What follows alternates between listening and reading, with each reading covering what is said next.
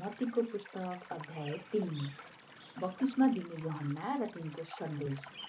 त्यही समय बप्तिस्मा दिने यूहन्ना यहुदियाको उजाड स्थानमा आए र यसो भन्दै प्रचार गर्न लागे, पश्चाताप गर, किनभने स्वर्गको राज्य नजिक आएको छ। किनभने ती तिनै हुन् जसको विषयमा यशायाह अगमवक्ताद्वारा यसो भनिएको थियो, उजाड स्थानमा एकजना कराउनेको आवाज, परमप्रभुको मार्ग तयार पार, उहाँका पथ सोझा बनाओ। यूहन्नाले ऊँटका रौँको वस्त्र लाउँथे र कम्बलमा छालाको पटुका बाँध्थे। तिनको खानेकुरा सलह र वनमह थियो। यरुसलेम र सबै यहुदिया र यर्दन वरिपरिका इलाकाका सबै मानिसहरू तिनी कहाँ गए र आफ्ना पाप स्वीकार गर्दै यर्दन नदीमा तिनीबाट बप्तिस्मा लिन लागे।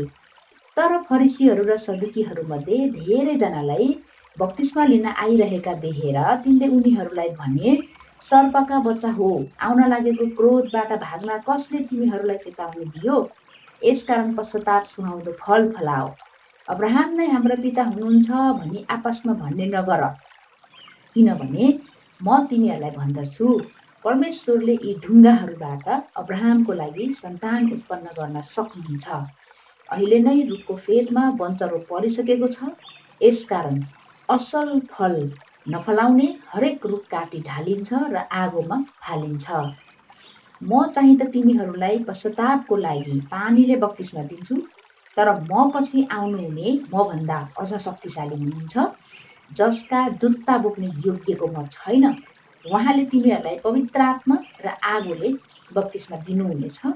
उहाँको निफाल्ने नाग्लो उहाँकै हातमा छ र उहाँले आफ्नो खलालाई पुरै सफा पार्नुहुनेछ र आफ्नो गहुँ धनसारमा जम्मा गर्नुहुनेछ, तर भुस जति चाहिँ ननिभ्ने आगोमा जलाउनुहुनेछ।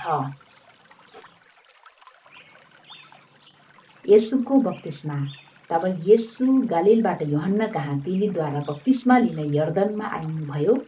तर यूहन्नाले यसो भनेर उहाँलाई रोक्न खोजे, बरु मलाई पो तपाईँबाट बप्तिस्मा लिनु आवश्यक छ र के तपाईँ म कहाँ आउनुहुने?